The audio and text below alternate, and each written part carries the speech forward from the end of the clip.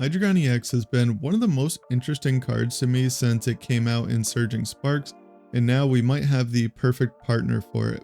It has two pretty cool attacks. The first attack for Dark Colorless does 200 and mills 3 cards from the top of our opponent's deck, and the second attack for Psychic Dark Metal Colorless does 130 to the active and then 130 to 2 of our opponent's bench Pokemon. And I've tried this card in a bunch of different ways, and I've come to the conclusion that the deck should either focus on one attack or the other, and in this build I've chose to focus on the second attack. I think it's just a bit stronger in this format, and the combination of Budew and no bench protection card makes it really strong and gives us a chance to block our opponent out from playing the game completely. I think that there's a small window right now where Hydreigon definitely has some potential with the no bench barrier and Dragapult and Guardy kind of running the format and built in a way where they are trying to play really slow, and I think that gives Hydreigon a solid chance in those matchups. We're always going to want to go second and try an Arven for Rescue Board and Poffin, start establishing our basics and getting Budew into the active and start item locking. And we're really hoping that our deck is built to function better under Budew than our opponents, so we're going to try to build up our Hydreigon in the back and get off a big Obsidian before our opponent can evolve up into their stage 2s. We have the 2 Brock Scouting and 2 Jacq in here, which has made the deck set up pretty well under Budew. I also have a TM Evo in here. I haven't really used that because item locking is just so important, so that could maybe just be cut for a third Budew. But the 2 copies of Jacq, Brox, and Crispin has been really nice. We can find our basics, our Evos, and energies all under item lock fairly consistently. And usually what I've been trying to do is get down 1 Deino, 1 Zorua, and a Budew turn 1. And then on the next turn of the game, hopefully we can Jacq for a Zoroark EX as well as a Zweilous, and evolve up into our Zoroark, start drawing cards, and then slow evolve into the Hydreigon while attaching. We also have some rare candies in here, so we can candy into Hydreigon and start attacking pretty quickly, but under item lock that's obviously not going to happen. I think that the plan for the stage 2 decks is pretty straightforward. We're just trying to Obsidian twice. If we can Obsidian and knock out like all their Ralts or Cloaks or Dreepies, they're not going to be able to attack us next turn with a meaningful attack, so we should be good to win those games most of the time in just 2 attacks. The trickier matchups are definitely the decks like Gholdengo, Raging Bolt, things like that, but they are definitely winnable. I originally had a Toadscroll line in here, which that deck was kind of built like this, but I did end up cutting that for the Genesect and an extra Rescue Board. I think the tool could either be second Counter Gain or second Rescue Board, but I figured the chances of naturally drawing into the Rescue Board is pretty nice because then we're not forced to Arven on turn 1, and we'd be able to use like our Brox for just our 2 basics and have the Rescue Board in hand and still retreat into our Budew and start attacking. But the Genesect is mostly in here to try and slow down Gholdengo. They can't play their Energy Search Pro and their item lock. They might have a tough time getting their energy going. They're only playing a couple vessels now, so hopefully that will be able to buy us a little bit of time. And it also collaterals Prime Catcher and on Stamp. Sometimes at the end of the game we have to boss up something like a Fezandipiti and put our Stadium in play, then hit it for 200 and set up for a 4 prize Obsidian the next turn. And Prime Catcher is just another way for our opponent to switch out of the active.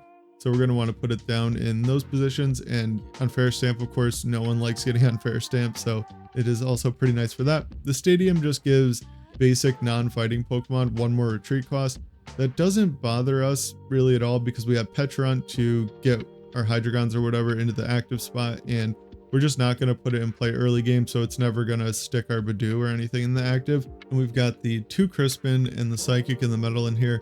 The deck is just really focused on Obsidian, so we want to be able to use that every single game no matter what. And Crispin can also accelerate to our Pecharunt to take our last 2 prizes at the end of the game in the situations that we need it. And we do have a pretty low amount of draw supporter cards in here and only 3 Ultra Ball, but the deck is kind of built to set up Zoroarks and then draw into our Jacks and our Brox and things like that and set up everything that way. So it has been working pretty decently.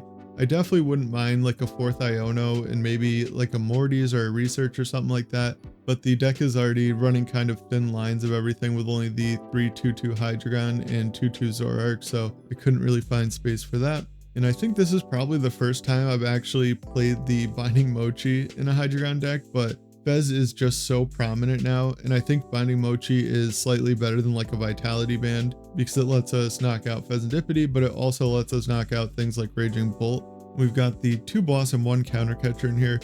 Counter catcher is definitely something to be conscious of because it can be pretty easy to just take a 4 prize turn and put ourselves in a spot where counter catcher is just never going to be active again. In those spots, it's sometimes better to put the 130 on something like Fez instead of knocking out an evolving basic. That's definitely something that I've messed up a few times. Other than that, we're just trying to go second, item lock, and hopefully our deck functions better under Budew than our opponents and we can Obsidian before they can evolve. There is also no Blood Moon Ursaluna in this list. I kind of just always forget about Blood Moon for some reason when I'm building Hydreigon lists, but that definitely has the potential to be good in this deck. Sometimes this deck can run out of gas at the end of the game, so that's another thing that we could swap out the TM Evo for potentially. It is a bit of a liability to start with because it would probably stop us from using Budew in the early game, but the chance of starting it should be pretty low, so that's definitely something to consider for sure. Big shout out to the channel members, thank you so much, and yeah, let's get into the games. So this first game we are up against Dragapult Dusknoir, and this is kind of a perfect example of the vision that I had with the deck of why I think it seems pretty solid right now. I've watched a lot of games on stream where there's the Budew Wars and both players have a really hard time setting up and the game goes really slow. And that's like the main thing I was thinking of when building this deck. Here I have a pretty simple turn. I just have Poffin for Deino and Budew, or I have double Poffin. I forgot that was this game. So I can get 2 Deinos, a Budew, and an extra Zorua, which is really nice. I have both my Zoroarks in the deck, which we want to set up at least one. Obviously there's only a 2/2, but when there's 2 in the deck, I like to set up both of them. It's not like Guardy where we're only trying to set up one because we only have 1 rescue board. Since we have the Pecharunt in this deck, we're really not concerned with the Zoroark getting stuck in the active. Here I'm really debating putting down the Calamitous Wasteland and attempting to stop my opponent from being able to item lock me next turn.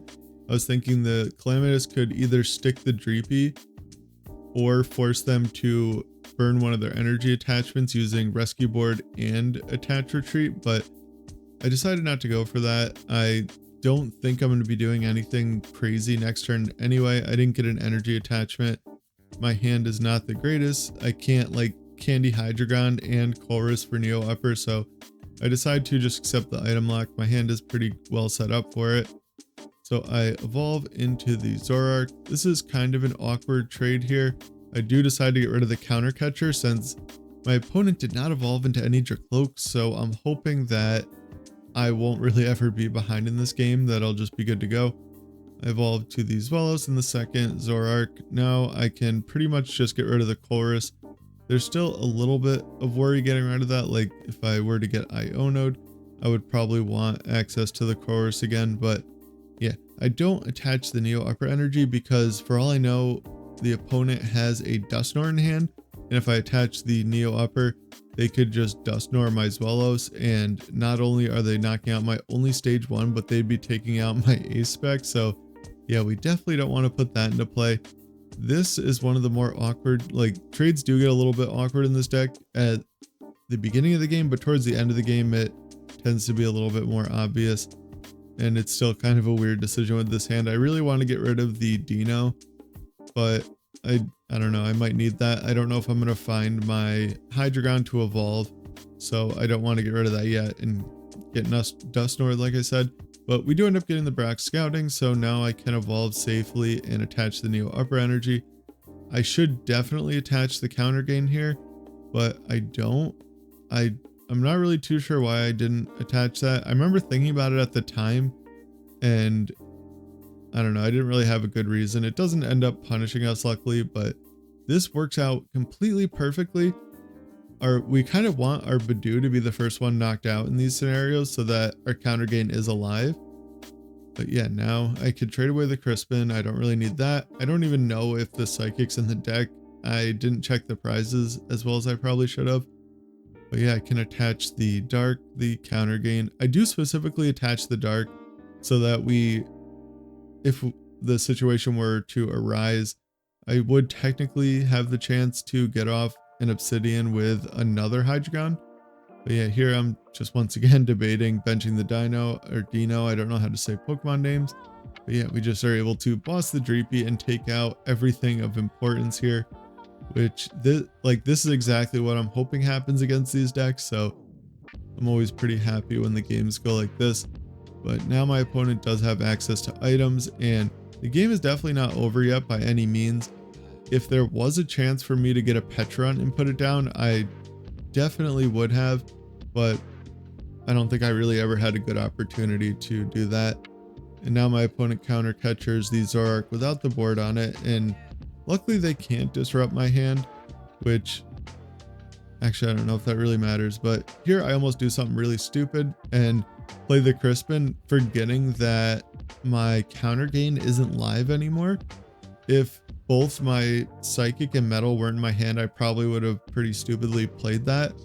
But yeah, I didn't, so now I can just, I luckily evolve into Pecharunt. I can switch into active and take a 4-prize turn, winning the game in just 2 attacks, which is a pretty nice win. This game I won the coin flip and chose to go second. We have a pretty solid opening hand here. As you can see, this is when I was still trying out the Toad Scroll line. We are up against Duraludon, Scizor. They mulliganed a couple times, and I saw a couple of the scissors that is pretty interesting that could potentially be annoying, but I can always just not put too many abilities in play. Like, we really only absolutely need one Zoroark in play, and then maybe like a Fez, so that would keep their Scizor from doing too much damage. And I'm debating if I want to play the Brox now or hold on to it for a Zoroark next turn. And I think holding on to it for next turn is probably just the right choice.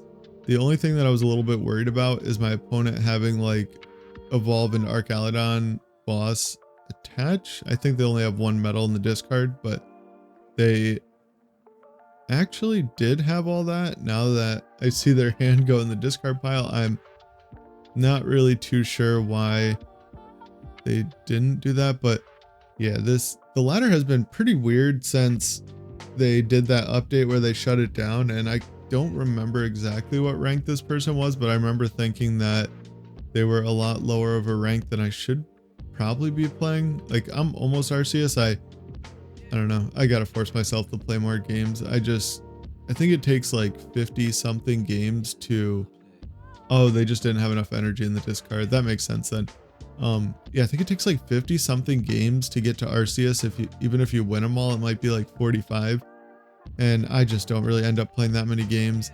And then I got pretty close, and then I was playing not the greatest deck in the world and lost 10 games in a row. Yeah, so yeah, that definitely happens when I try to play more fun decks. I should probably just try hard at one of these seasons. And I didn't lose as many games as I thought I would in the process of building this Hydreigon deck. I definitely lost quite a few because I started out with a Pidgeot build, and I was just getting completely destroyed by item lock. I started really close to the build that I used in my last video, since I don't think any card except for the one of Dark Patch rotated out of that, and maybe Rotom if I had it in there.